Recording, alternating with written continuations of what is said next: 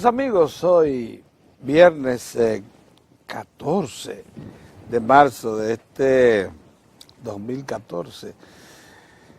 Estamos en el medio mismo de mes, este es el tercer mes del año, nosotros nos reímos porque fue ayer cuando terminamos de celebrar las fiestas pascuales dominicanas, de manera que vamos a tremenda velocidad. Miren, cada vez que los sectores que en el gobierno, que son minoritarios, de alguna manera avanzan en procura de defender los intereses de la masiva comunidad haitiana ilegal en el país, los intereses que también procuran naciones tan poderosas como Estados Unidos, Canadá, Francia y la comunidad caribeña, toda, fundamentalmente la angloparlante y la francófona, que quieren que la República Dominicana sea la que absorba la grave problemática que significa la nación haitiana.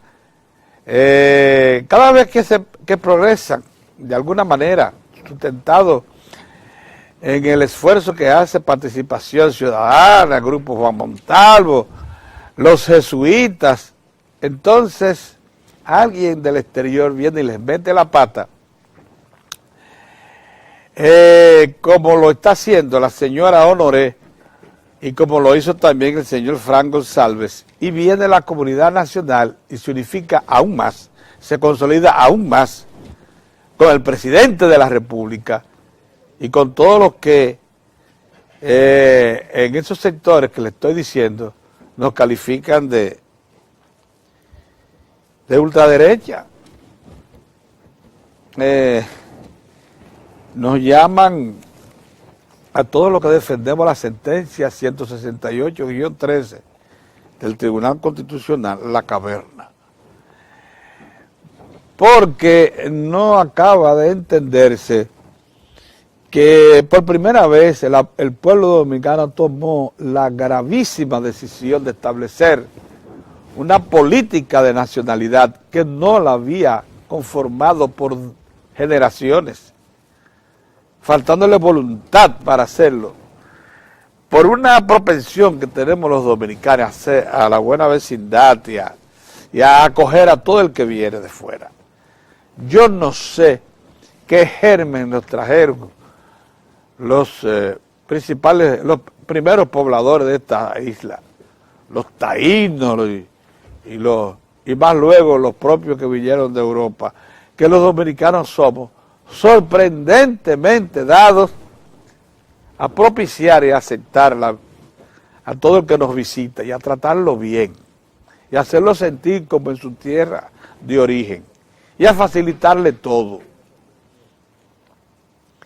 ¿Qué es lo que hemos hecho con los haitianos? Es sorprendente.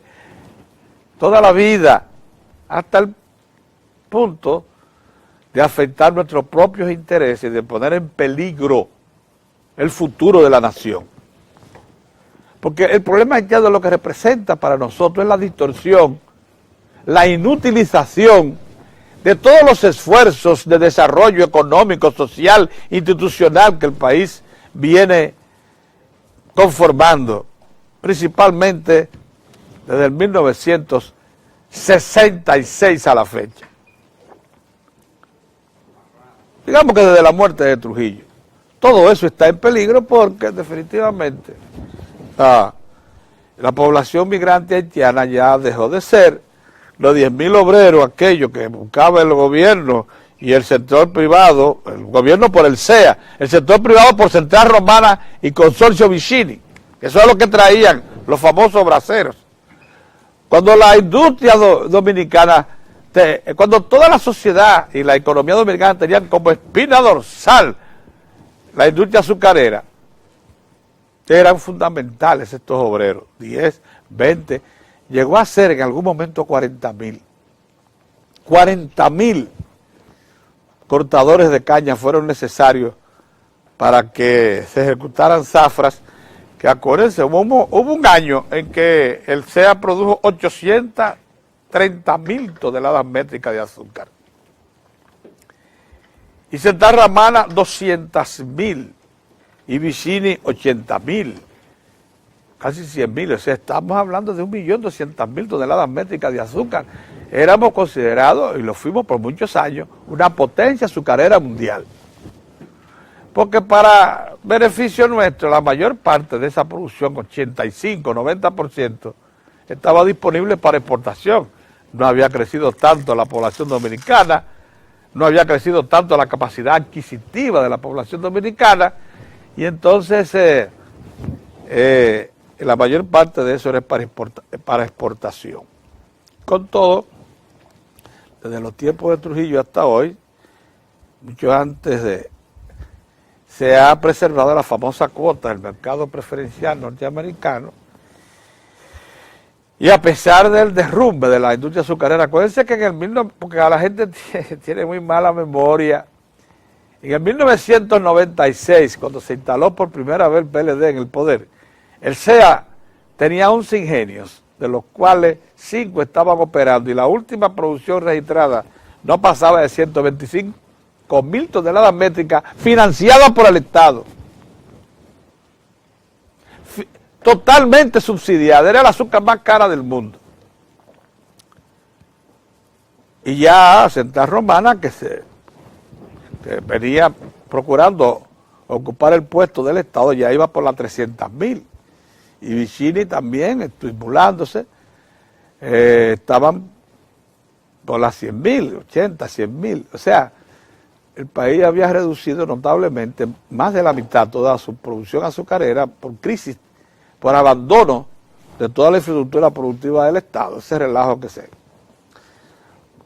que pasó aquí, que paquetes de generales pasaron a ser productores cañeros, porque le dieron colonias para que ellos se convirtieran en productores cañeros. Y el CEA, y los dineros que producía el CEA, el Estado prefirió asumirlos para afrontar las necesidades del Estado y no para reinvertir y mejorar factorías y campos de cultivos, variedades, etcétera. En suma, la industria azucarera del Estado cayó en una crisis de la que no pudo recuperarse jamás. Lo que pasó con su sector eléctrico. Y lo que pasó con Corde. Porque la gente olvida que todas las empresas de Corde, todas, ni una sola era autosuficiente.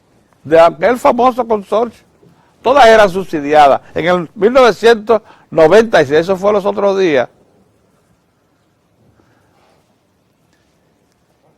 Y CDE producía menos de la mitad de la capacidad nominal instalada. Y el parque generador Itabo, que esas dos plantas que ustedes oyen, Itabo 1 y Itabo 2, existían, eran de la CDE. Tenían capacidad de 125 megavatios cada una. Solo una de las dos estaba operando y producía 60 megavatios.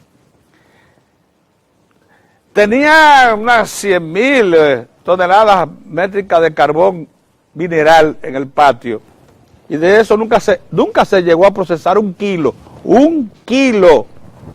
en ninguna de las dos calderas y eran plantas listas para procesar carbón mineral o búnker sí en su defecto.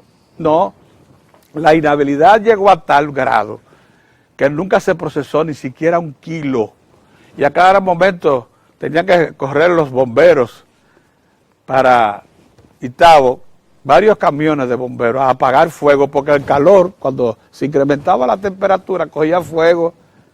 El patio del carbón mineral con el calor cogía fuego.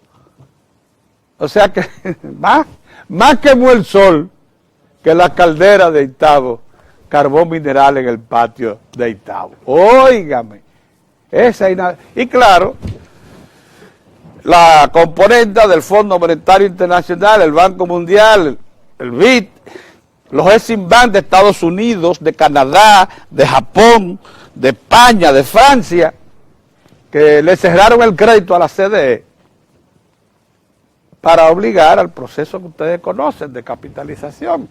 La solución. Lo que querían era que se la vendieran toda la infraestructura al sector privado. El Estado Dominicano, que ya sabía en ese momento que estaba fracasando el famoso consenso de Washington, que estaban fracasando todas esas concepciones, encontró una fórmula, la capitalización, o sea, la valoración de toda la infraestructura, la oferta de un 50% al sector privado, o sea, que invirtiera 50% para que adquiriese la mitad, y la cesión de la gestión, quedándose el Estado como un simple observador en los consejos de administración, para darle la oportunidad al sector privado de que enfrente el problema. Ustedes saben lo que ha acontecido, ¿no? ¿Verdad? Que el sector privado, ni corto ni perezoso, lo que hizo fue asociarse, todo el sector privado, hasta los extranjeros que vinieron, lo convirtieron en asociados, los que conocían bien cómo hacer las cosas. Rolando González Bunter, Guaro Aliranzo, que eran los que manipulaban por detrás en la CDE, antes de la capitalización. Ya ellos estaban metidos ahí. De inmediato se asociaron a los que vinieron de fuera, a AES, a los americanos, a los españoles, y cuando vinimos a ver de nuevo la misma truchimanías y volvieron a inutilizar la supervisión y capacidad del Estado para ser un regulador. Y fueron ellos los que pusieron las normas. Hasta hoy lo que ha pasado ahí es terrible, eso es verdad.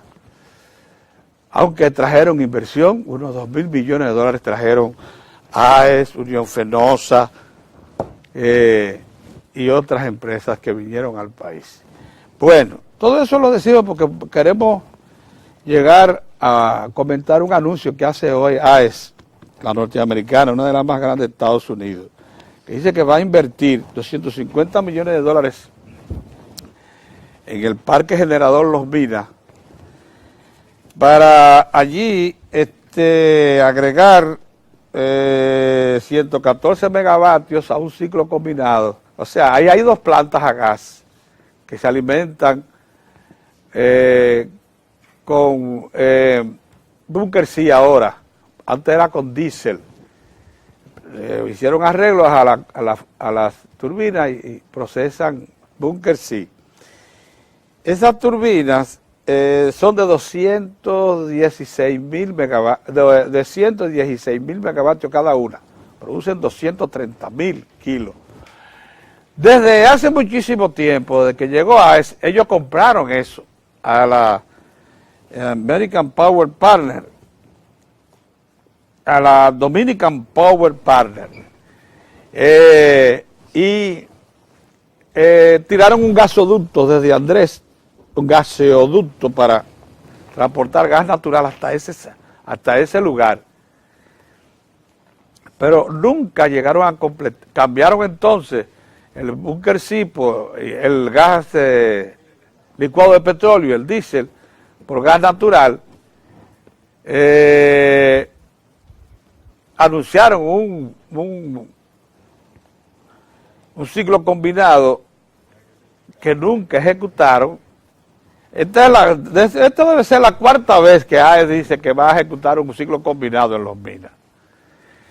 Y contrario a eso, lo que hicieron fue convocar a la CDE para decir que estaban invirtiendo y hacer una plantica de 30 megavatios con una inversión de 30 y tantos millones de dólares. Y entonces invitaron a la CDE para que se asociara con ellos en una plantita que tenía CDE ahí al lado de Los Minas, en el mismo lugar donde operan las dos generadoras de la Dominican Power Partner, y le dijeron al Fonber que pusiera la mitad y ellos ponían la mitad también. Para que ustedes vean que cuando quieren, el Estado puede ser inversionista cuando quieren, pero cuando no quieren le cierran el paso y le tratan de desautorizar para inversionar al Estado. En ese momento solicitaron al Fonper y el Fonper puso la mitad. Hicieron una ceremonia, lo anunciaron, pero todo eso era a maracos para confundir a la opinión pública. Porque ¿qué significan 30 megavatios cuando nos faltan 2.000 megavatios? ¿Qué significaba eso? No, eso era para hacer creer que ellos estaban en movimiento. Como ahora, ojalá que no sea para hacer creer que estaban en movimiento. Porque lo que sí está aconteciendo es que es Jaina, que encontró la solución ideal porque se asoció a Barrick Gold y Gold Corp y construyeron un parque generador nuevo, Quisqueya 1, Quisqueya 2, allá en San Pedro, cada una con capacidad para 230 megavatios, una para servicio de la minera Pueblo Viejo y la otra para el sistema interconectado.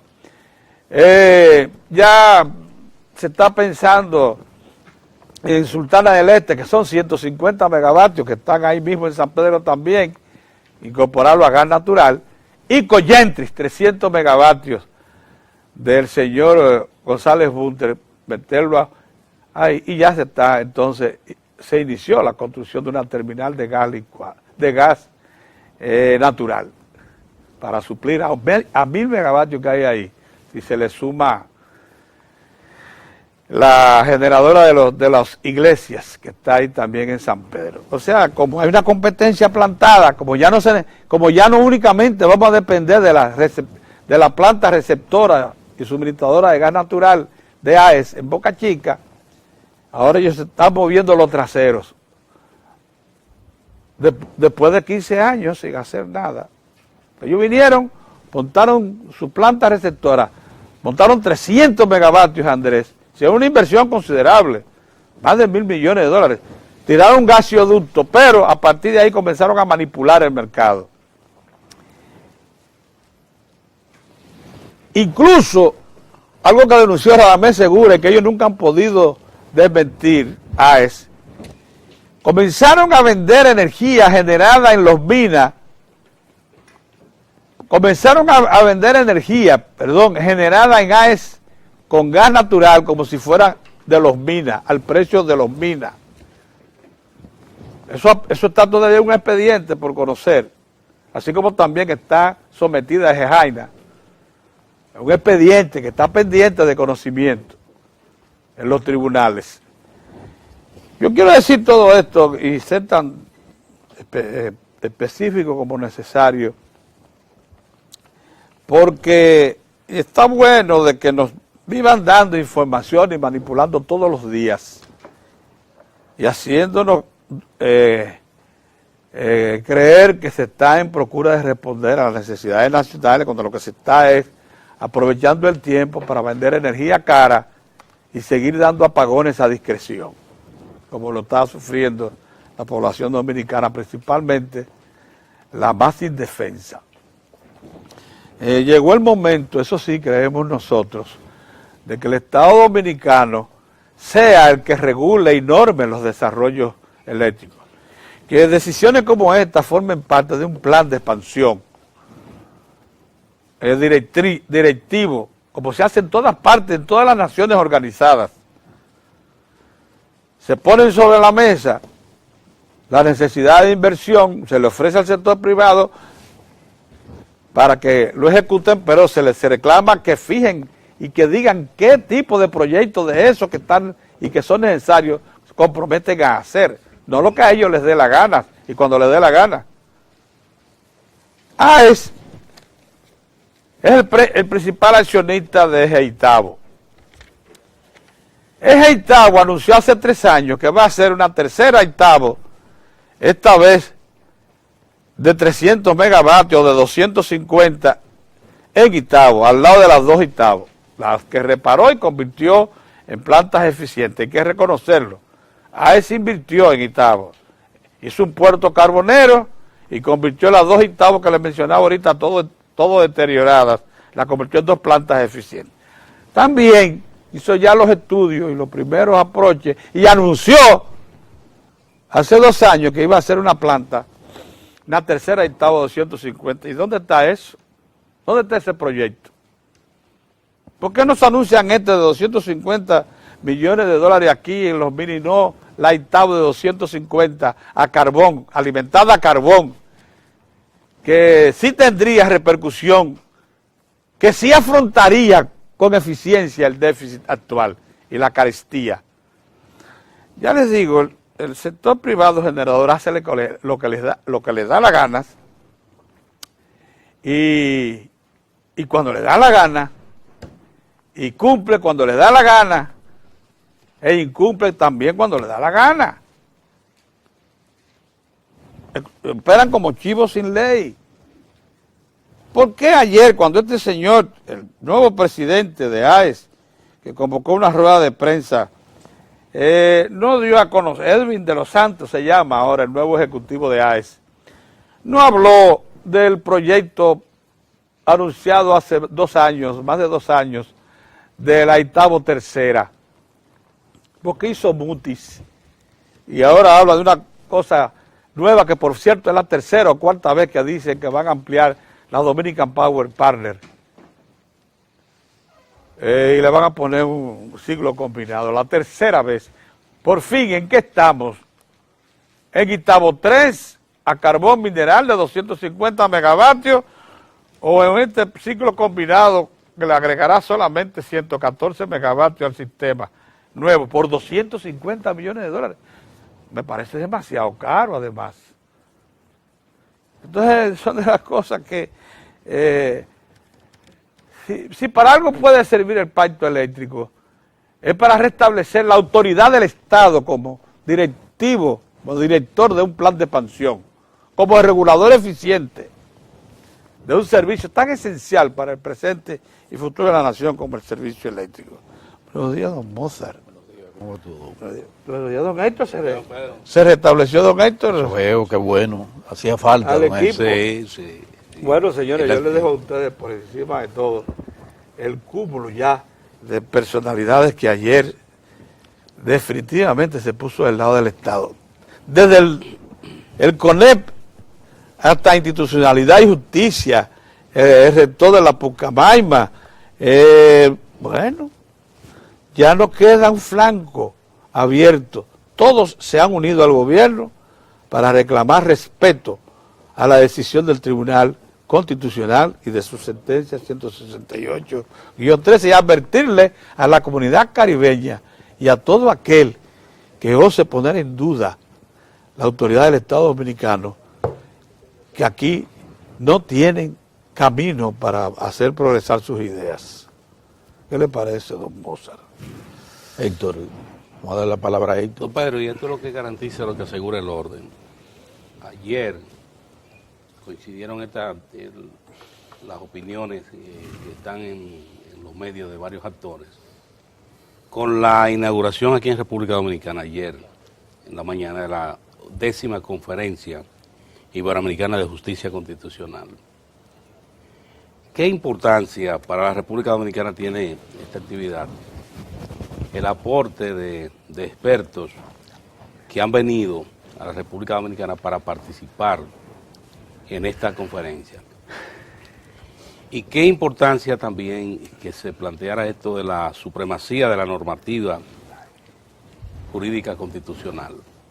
El discurso del Tribunal Constitucional, el doctor Milton Ray Guevara, fue muy claro y preciso cuando señalaba la importancia de respetar la Constitución, porque la Constitución es la institución que tiene el Estado dominicano para garantizar los derechos de los ciudadanos y ciudadanas y de las razones sociales establecidas en el territorio nacional.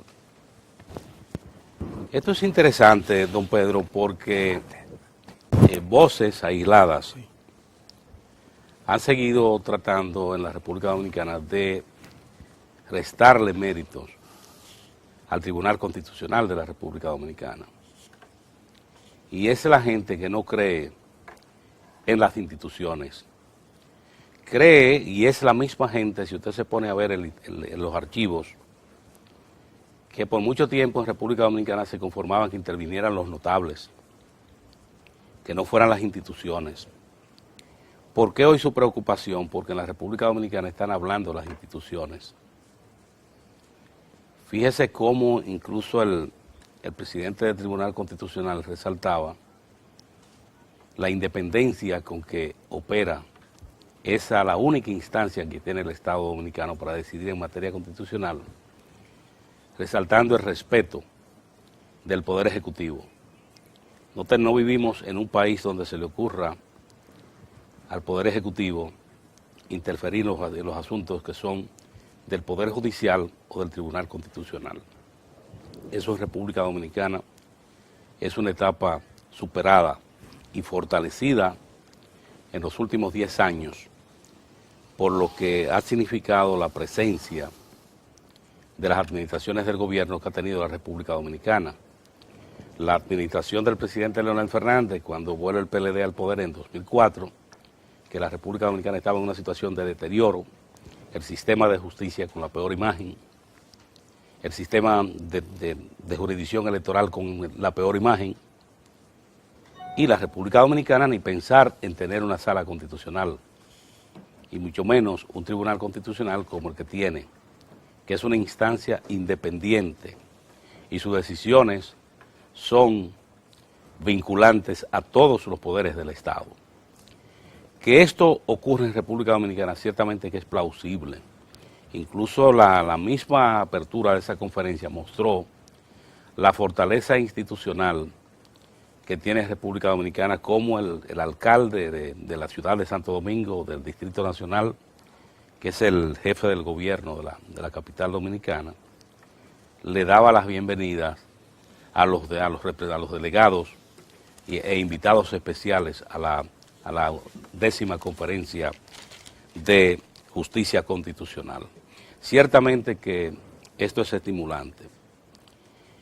Y don Pedro llamaba hoy la atención sobre lo que fue el patrimonio Corde.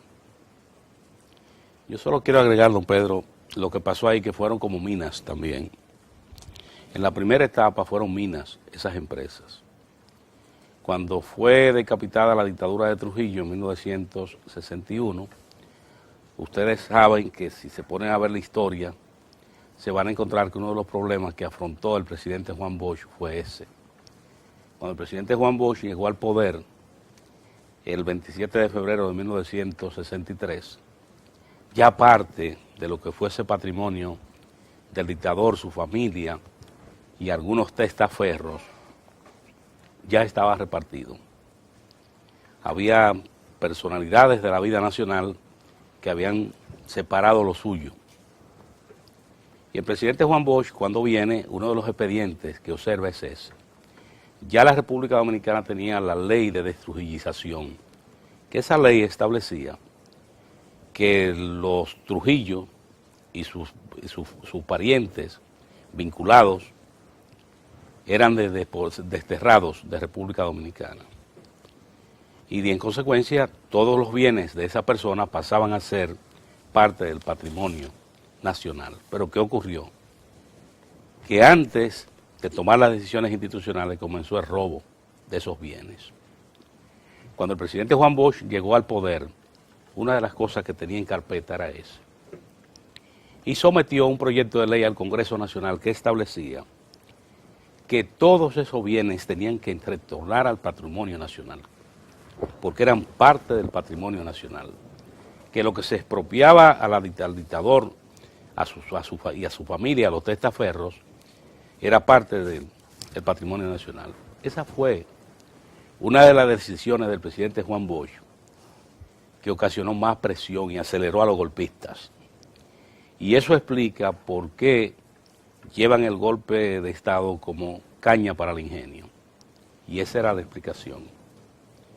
Querían sustraer parte del patrimonio nacional, como en efecto lo hicieron, lo lograron, porque derrocado el presidente Juan Bosch, el desorden institucional que hubo en República Dominicana y las facilidades para distribuir los bienes del dictador, sus familiares y testaferros, eso es impresionante. Eso es para hacer una película, como dice el ciudadano ordinario. ¿Y qué pasó después con las administraciones de Corde? Que la utilizaron esas empresas como vaquitas. Mucha gente que pasó por ahí iba a ordeñar una vaca y era sacar, y es por eso usted se encuentra que hay personas que fueron a cargos directivos de esas empresas que terminaron con empresas similares a las que fueron a administrar. Y de repente, una persona que no tenía patrimonio pasó a ser una parte de los hombres de negocios de la República Dominicana. Hasta llegar a ese punto que señalaba don Pedro en la primera parte, de que mensualmente tenían que utilizarse de los magros recursos del contribuyente para subsidiar esas empresas. Había que subsidiarla. Hasta llegar al que usted toma cuando usted ve hizo Tirso Rivera un inventario de los bienes de Trujillo por mandato del hijo del dictador en ese proceso de la transición, y cuando usted ve las tierras que tenían esa gente en todo el territorio nacional y el Distrito Nacional y las empresas, decenas de empresas, y usted dice, ¿cómo desaparecieron? Porque fueron a parar precisamente a esas manos inescrupulosas, que en lugar de defender un patrimonio, como señalaba el presidente Juan Bosch, que eso era patrimonio de la República Dominicana, lo que hicieron fue dividirse. Esa es de la historia también que la República Dominicana siempre ha estado pendiente de contar. Y tres, en la República Dominicana, don Pedro Mozart, uno no llega a entender por qué en los gobiernos democráticos, que son respetuosos de las normativas constitucionales y legales de República Dominicana, es que aparece mucha gente que entiende que puede suplantar o que se puede colocar por encima de los administradores del Estado. Fíjense lo que ha pasado con la iniciativa para modificar el Código Laboral, la tormenta que se ha formado. Y usted dice, ¿por qué? ¿Usted sabe por qué? Por indelicadeza. Porque hubo gente que entendía que podría lograr decisiones respecto a la modificación del Código Laboral al margen del diálogo tripartito, como ha sido la tradición. Cada vez que se ha tratado un tema que involucra el Código Laboral en República Dominicana, el esfuerzo ha sido de que sea un diálogo tripartito. Y ya conocemos lo que pasó, que en 1992, cuando estaban dadas las condiciones ya para hacer la ley nueva del Código Laboral, el presidente Joaquín Balaguer incluso, ¿qué hizo? Buscar los servicios de hombres iluminados, expertos en materia laboral, para que contribuyeran a hacer una normativa que se correspondiera con los tiempos y que colocara a la República Dominicana en el orden que se correspondiera con lo que son las normativas de la Organización Internacional del Trabajo. Y eso es lo que explica que en esas discusiones participaron figuras como el doctor Rafael Alburquerque, el ex vicepresidente Rafael Alburquerque, que luego de ese proceso desempeñó las funciones de ministro de Trabajo, el doctor César Estrella Sadalá, ya fallecido, el doctor Lupo Hernández Rueda, que participaron en esas discusiones para tratar de producir una normativa que dejara atrás el Código Trujillo de Trabajo. Y lo pudieron lograr para el tiempo 1992. De repente aquí hay gente que entiende que eso se puede lograr pasando por alto a la parte laboral, lo que son los trabajadores y hasta el Congreso de la República. ¿Cómo termina la semana? Con la declaración del presidente Danilo Medina, que pienso que esto es lo más importante que se ha dado durante los últimos días respecto a esta discusión. ¿Qué ha dicho? Si no es un fruto tripartito, en la República Dominicana no habría un código de trabajo apoyado por el Poder Ejecutivo. El gobierno no lo apoyaría. Y esto sirve de garantía para todas las partes. Que los acuerdos que se logren para la modificación del Código de Trabajo sean el fruto de discusiones en un diálogo tripartito.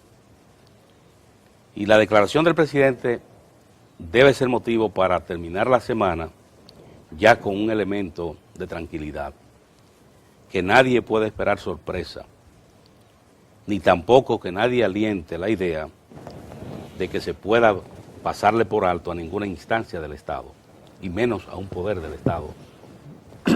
Algo importante que en este seminario, en esta 10ª conferencia de justicia constitucional se planteaba ayer era la garantía que tiene para un país respetar su constitución y sus normas jurídicas, lo que eso constituye de garantía.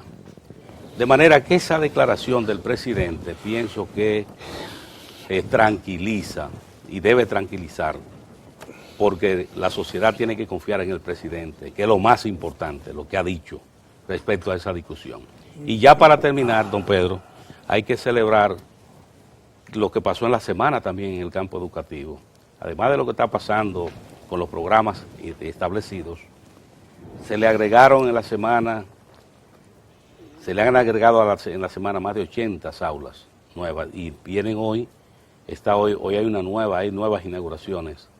El presidente Danilo Medina así que continúa hoy este programa que reinició ayer en La Romana, con la inauguración de 2 escuelas en esa parte del este dominicano. Pienso que esto es importante y lleva estímulo porque son escuelas con las condiciones para la tanda extendida, van a la tanda extendida, lo que para las madres, las familias que tienen niños, niñas en las escuelas, esto le va a crear un mejor ambiente porque sus hijos, sus hijas van a estar en seguridad en la tanda extendida. Entonces estas aulas que se han inaugurado y que hoy culmina ese programa de la semana con las inauguraciones aquí en el Distrito Nacional, el presidente Medina ha continuado agregar aulas al sistema y con los programas que se están haciendo para elevar la calidad de la educación, pienso, don Pedro, que nosotros vamos sobre rieles.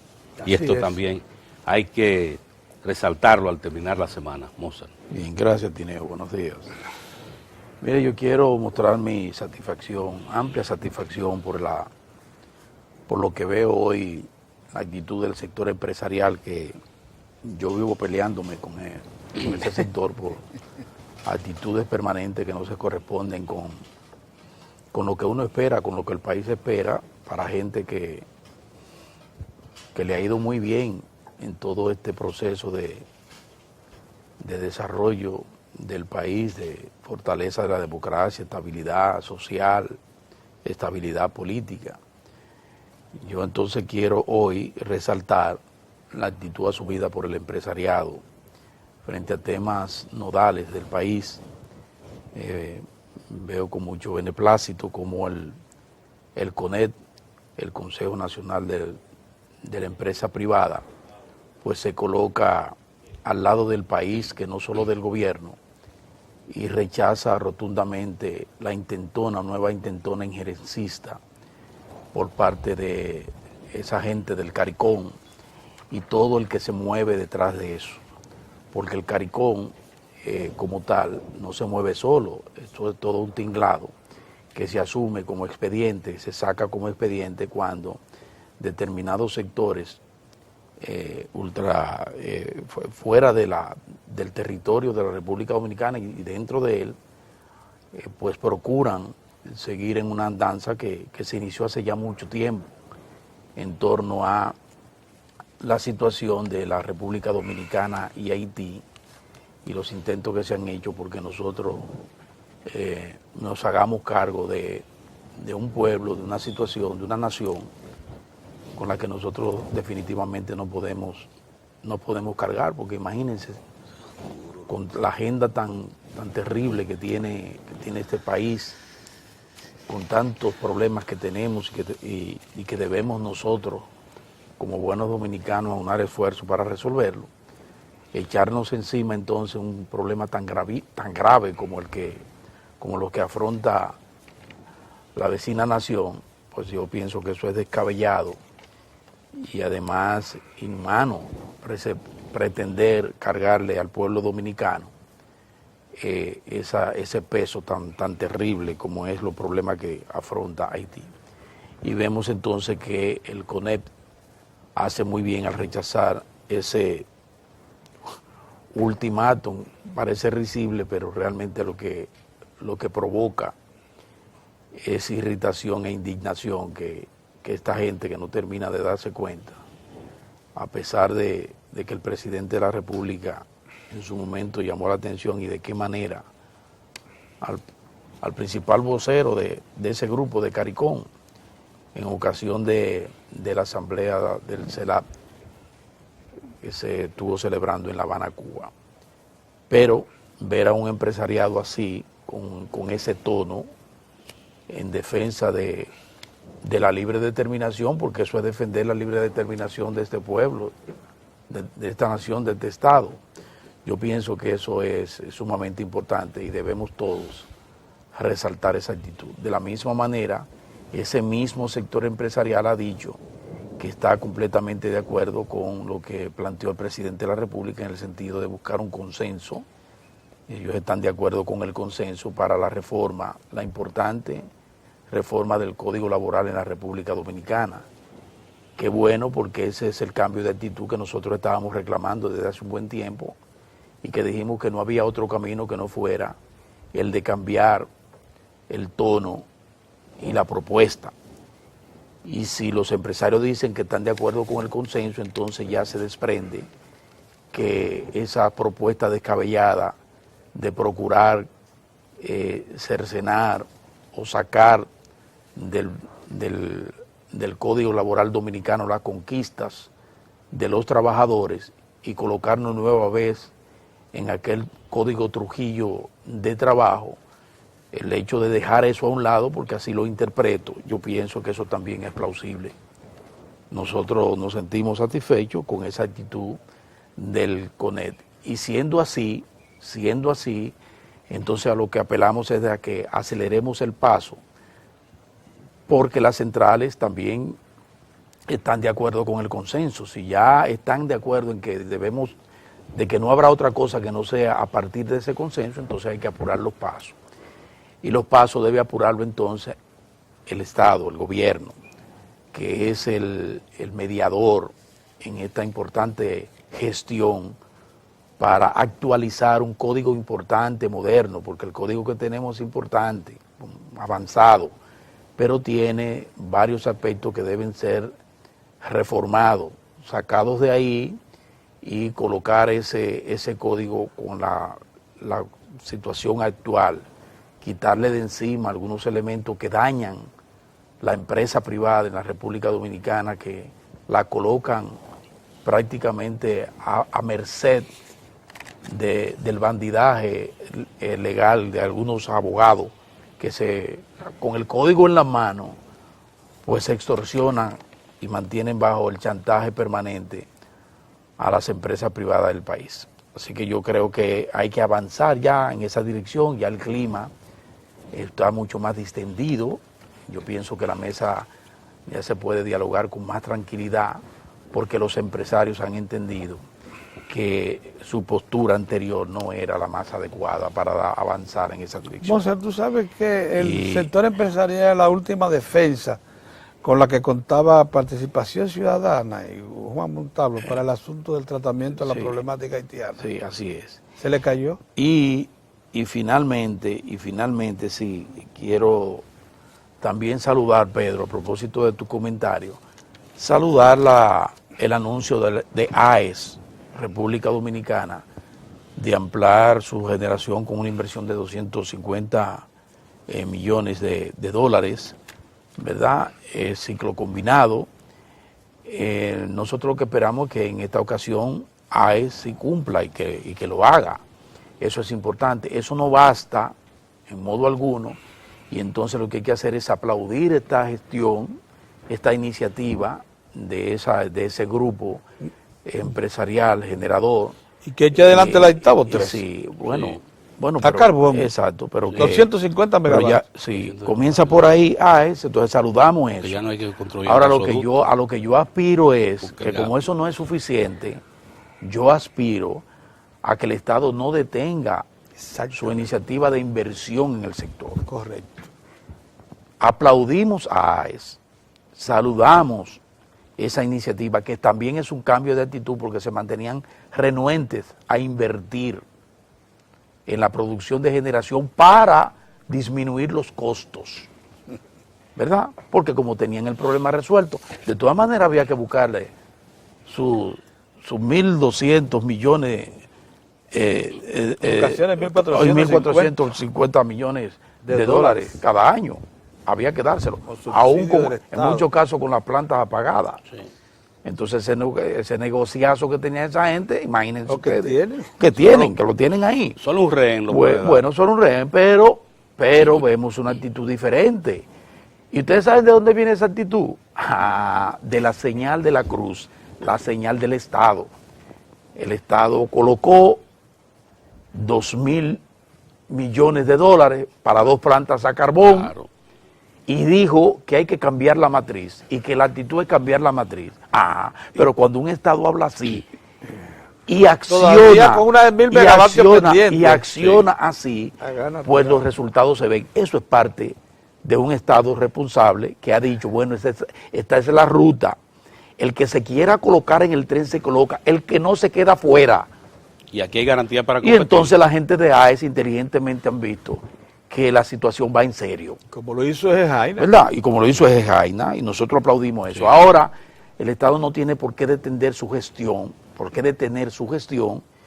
y si puede buscarse la forma de incorporarse el Estado en asumir 1.000 megavatios a carbón, de gas natural, que lo haga. En la costa no. En la costa, sí. Que lo haga perfectamente bien. Que todo vamos. Mira, finalmente, déjeme decirle algo, que es algo que yo he venido insistiendo en eso.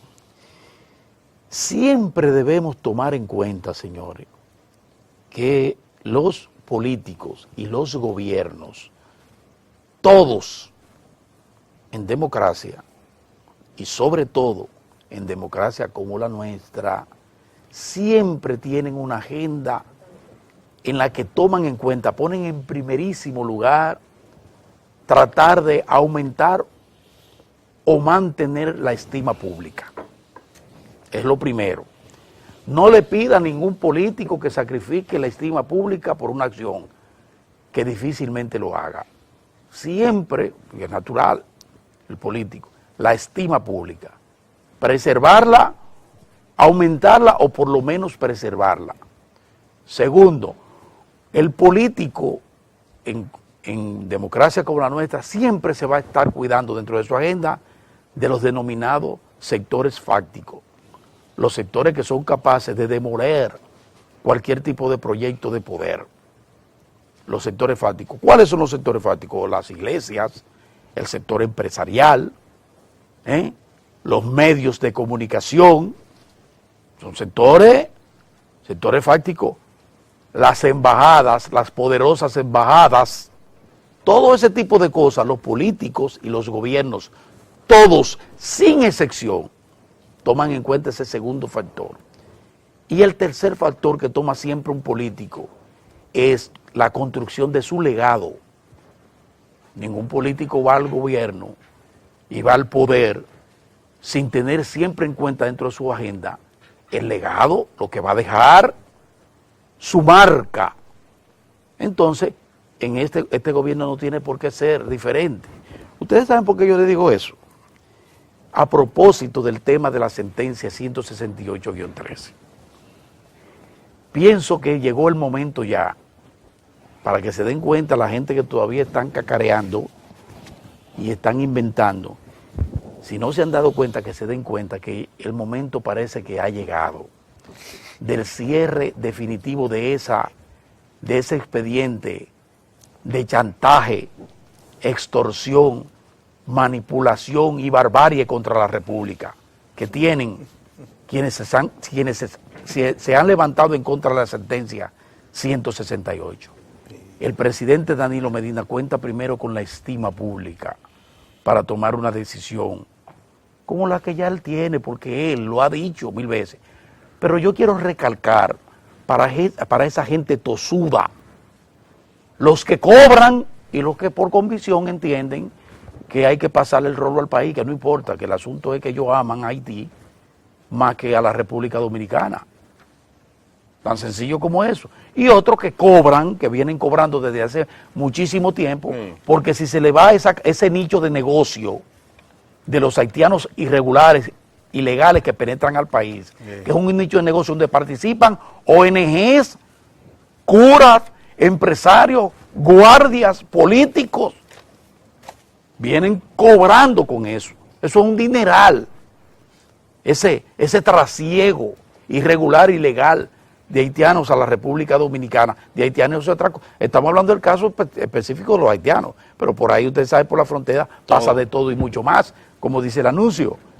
Entonces, ha llegado el momento porque el presidente cuenta con el apoyo irrestricto de la mayoría absoluta del pueblo dominicano, la mayoría, para que ese proyecto, que ya es la culminación, el proyecto de nacionalización, que es una iniciativa de un presidente sensible, que ha dicho hay que buscarle un elemento, hay que tener presente el elemento humano para aquellos sectores que ya hay un levantamiento de cuántos son, no son 200,000, son 13,000 y tanto, que no es más de ahí, 13,000 y tanto, 14,000, como mucho.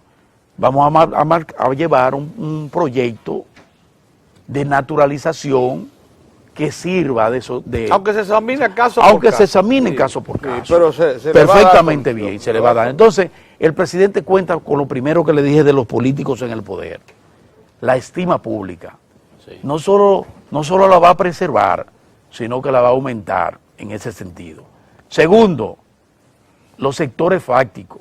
La iglesia, bueno, la cabeza de la iglesia de este país, el líder religioso, espiritual de este país, es el cardenal Nicolás de Jesús López Rodríguez. Y ya él, en forma reiterada, responsable, como suele ser, ha dicho que esa sentencia no hay forma de que sea violentada.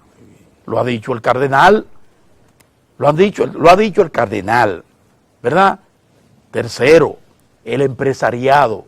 El empresariado ha hablado. Fíjense que ya cerró fila en esa dirección, está llamando la atención y se está incorporando al proceso del plan de regularización para aquellos empresarios que tienen empleados, trabajadores agrícolas o a todos los niveles irregulares, ayudarlos a ellos para que vayan a esas estaciones que van a estar en las gobernaciones incluso para el plan de regularización.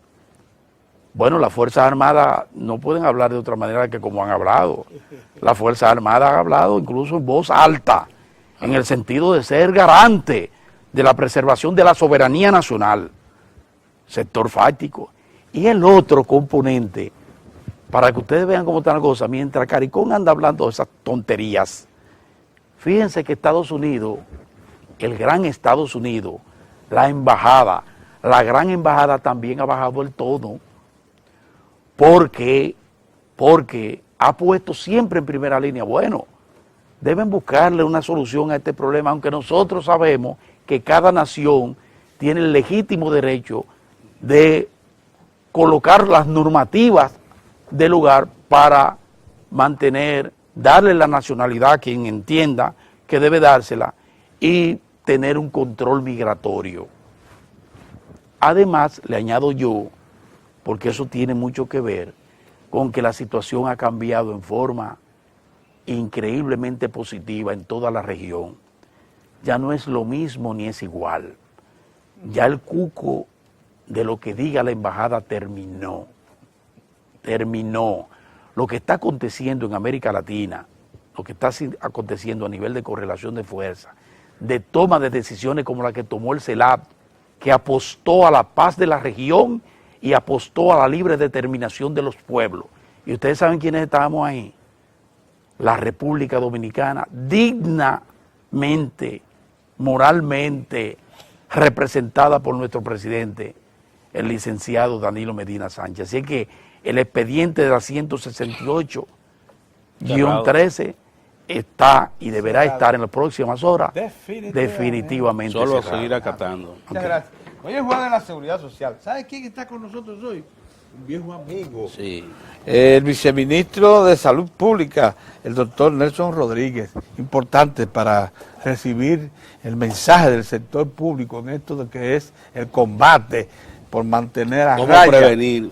Este sabe, prevenir un experto. y curar los Sí, problemas de la que le ha salud. brindado muchos servicios al Así país, es. directamente. Así que dentro de un momento vamos a la sala de entrevistas con nuestro entrevistado de hoy.